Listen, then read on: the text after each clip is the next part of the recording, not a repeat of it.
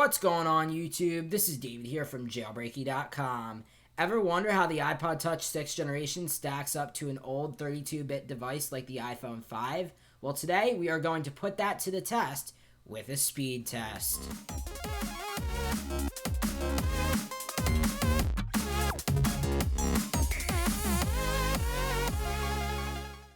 Alright guys, let's go ahead and get started. So as you guys can see, in my hands is my iPhone 5. This is a 32-bit device, and over there you guys can't actually see it yet, is my iPod Touch 6th generation, and this is a 64-bit device. So the first part of this speed test, we're actually going to run the processor benchmarks. What we're going to do that is open up Geekbench on both my iPhone and my iPod. So as you guys can see, here it is on both of them, and we're going to go ahead and test out the processing speed. So we're going to see, obviously it is definitely going to be a lot faster. The processors and everything in the iPod are updated from the iPhone, because the iPhone came out in 2012 and the iPod came out like 2 days ago. So yeah, obviously it's going to be a lot faster. So we're going to go ahead and test this out, and I'm going to go ahead and put my iPhone and iPod on their respective boxes, because why not? We want them to look pretty cool. So before I actually start the test, I just wanted to tell you guys that it was just me running the test. I was pressing the buttons to run it, and pressing the buttons on multiple devices at the same time is kind of hard to do. So sorry if I didn't get it 100% right the first time. And you'll see that, like, I start the benchmark on, I think it's the phone first, or maybe it's the iPod first, and then I start it a couple of seconds after on the other device. So just to make sure that this is in frame, to make sure you guys can see this, I'm just adjusting the camera and moving my iPod and an iPhone to go ahead and adjust to the camera's angle. So, and yeah, so that's kind of the reason why we haven't started with the benchmark yet. But we're going to go ahead and do that. I'm just going to throw the brightness down a little bit on here so you guys can actually see the screen, so you know what I'm talking about. And here it is. So we have Geekbench opened up on both of those, and we're going to go ahead and press run processor benchmark, run processor benchmark.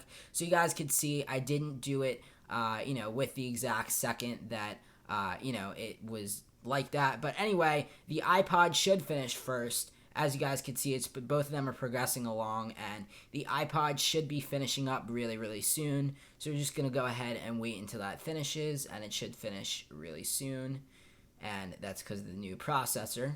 So we're going to go ahead and wait for that.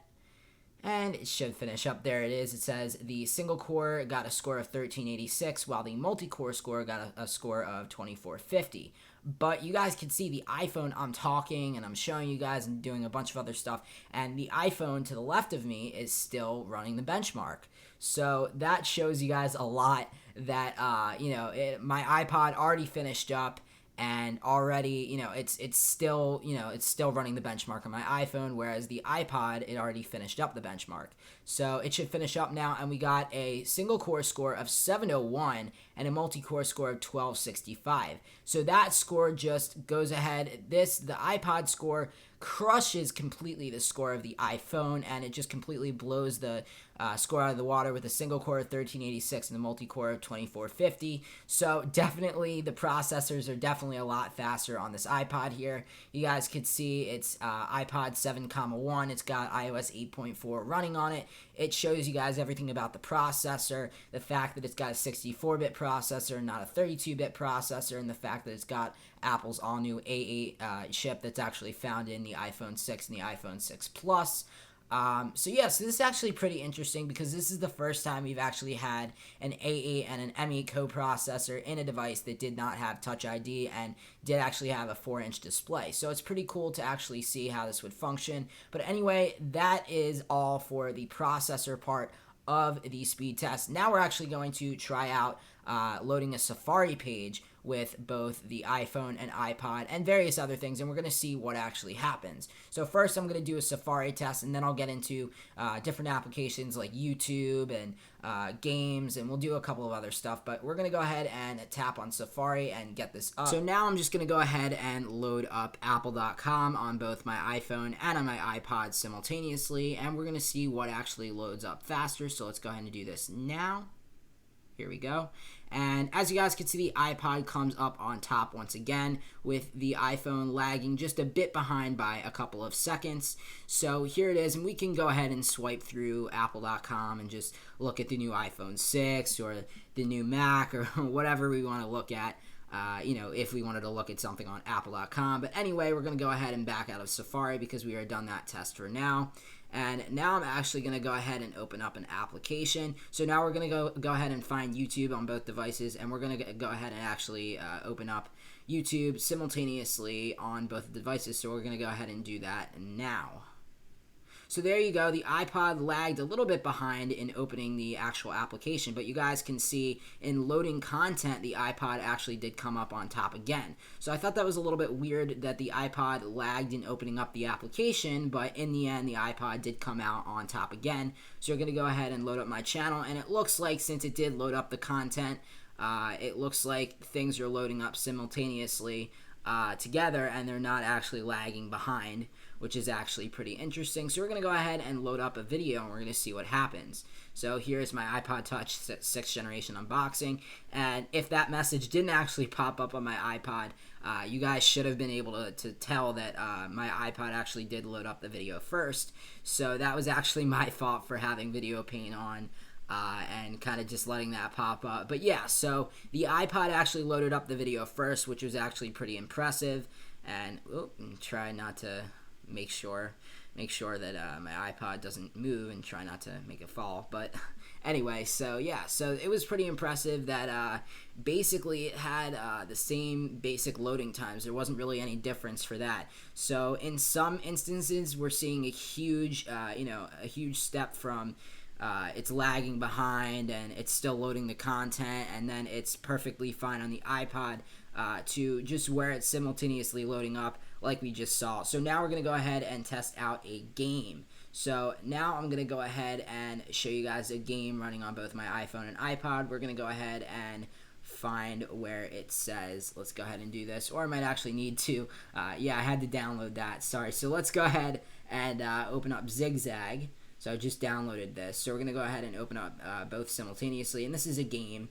So it should load up on my iPod first. There it is. And it loaded up on my iPhone. But because I just installed it on my iPhone, it's going to ask me to log in for Game Center. Even though Apple, I don't know why you're still pushing that down our throats, because no one actually uses Game Center to begin with. But whatever.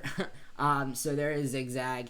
And let's go ahead and open up 100 Balls. This is actually another really great game. So both of these are actually free, and if you want to download them, they're both incredibly fun, and I've just been wasting time away playing this game. I used to have both games, and I used to be furiously playing them, but then I just decided to restore my phone, and I ended up getting rid of the apps. But then, because of camp and stuff, I needed games, so I re-downloaded them, and I've been playing them just like crazy.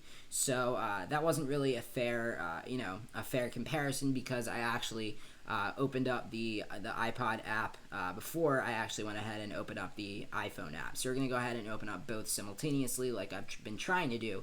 And there you guys go. So the one on the iPod does actually go ahead and load up faster than the one on the iPhone. And again, because this is a new application, I have to sign in with Game Center and do all that stuff. So if it wasn't a new application, you would have seen that the game on the iPhone would have lagged just a bit behind the one on the iPod. So you guys could see we're flawlessly playing on the iPhone and on the iPod. The iPhone is giving off a little bit of a lag. I'm not sure if you guys can see, but it definitely does run a lot smoother on the iPod itself. Now, unfortunately, this isn't, a huge... It's not like a huge game where I can show you guys that it does run 100% better. I don't really play those kinds of games. But anyway, guys, you guys could see that from the speed test that we ran today on both the iPhone and on the iPod actually came up on top. So before I go ahead and sign off for this video, I just wanted to go ahead and say I know it probably would have been a little bit more interesting and more productive if I did have the iPod Touch 5th generation to compare the iPod Touch 6th generation to. It would have made a lot more sense, but I figured the processor in the iPod Touch 5th generation wasn't too much different from the one in the iPhone 5. Sure, the processor is a generation behind in the iPod Touch 5th generation, and it does lag the device a lot more on the iPod Touch 5th generation, but I simply just did not have the resources to be able to provide that for you guys. But what do you guys think? Are you surprised about the results at all? Let me know down in the comment area below. Alright guys, thanks for watching. That's it for this video. I have to say, the results didn't surprise me. I had a feeling the iPod was going to be faster, and I'm glad it will have a faster, more updated device for camp. But don't worry, I'm not leaving just yet. I still have a few more videos planned, so please remember to like, comment, and subscribe to catch them.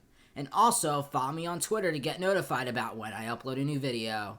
Let me know what you guys think in the comments. Catch you in the next one. This is David, signing out. Peace.